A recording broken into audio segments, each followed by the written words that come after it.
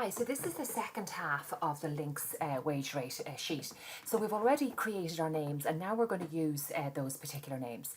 So in here there is a training rate 1 and we're going to use that training rate 1 and Nora Minnock here worked for 10 hours.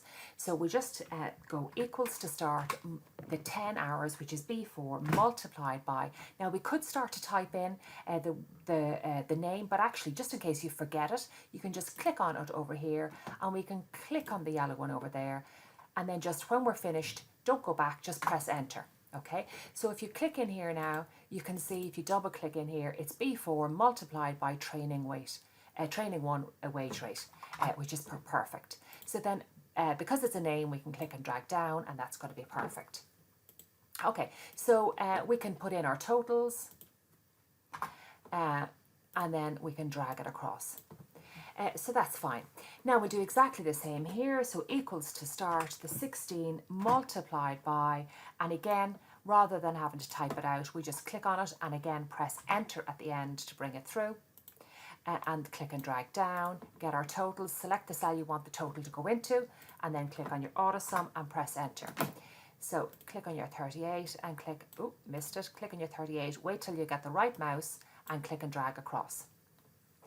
Okay, so in here, this is training rate 3, so equals the cell with the 5 in it multiplied by the H33 and press enter and click and drag down.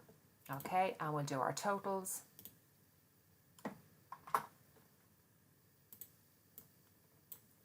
And across.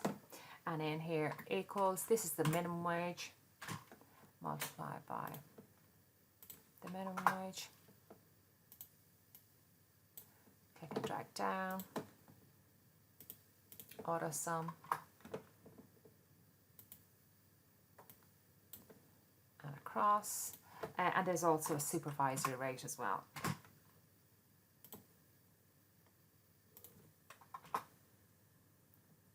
Okay, now you can see those hash signs. People often go, oh my goodness, mine isn't working. It is working. It's just those hash signs show you that there isn't enough space. So all you have to do is come up here between the C and D and click and drag out. And now if you give it enough space, it'll be fine. And then click and drag down.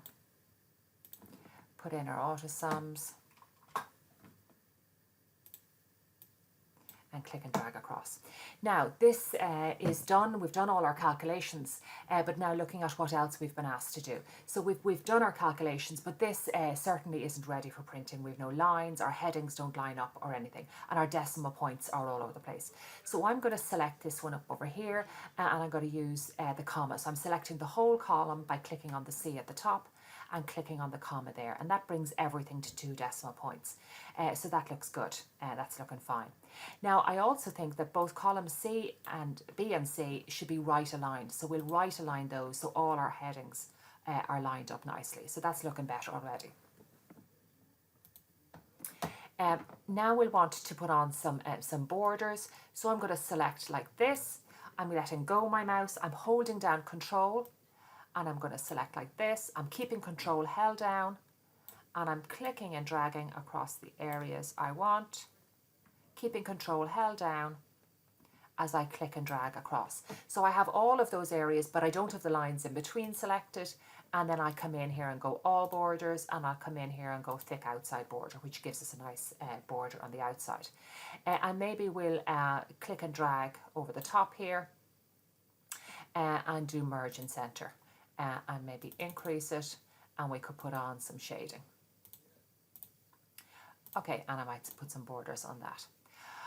Okay, now let's take a look at how this printing. It says change the scale to 115%, and we might also center it on the page. So I'm going to go File and Print. And as you can see, nothing has come up here. And the reason for that is print area hasn't been set correctly. So the first thing I'll do then is come down here and select like this. So I'm just selecting that. I'm going to go to Page Layout, Print Area, Set Print Area. And I'll go back in again, File and Print. And you can see it's now showing the right area. Now it's a little bit small, okay? So it might be nicer to have it a bit bigger. It's also sitting in the top left-hand corner, and maybe we'd like to have it centered on the page. So we'll go to Page Setup down here, this little link down here.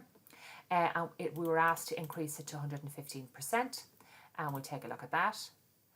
Yeah, it's a bit bigger, that's fine. Let's go to page setup again, and we'll click on the margins tab up here, the margins tab, and we'll center it on the page horizontally and vertically, and we'll click on OK. And now you can see it's centered from top to bottom. It's also centered from left to right.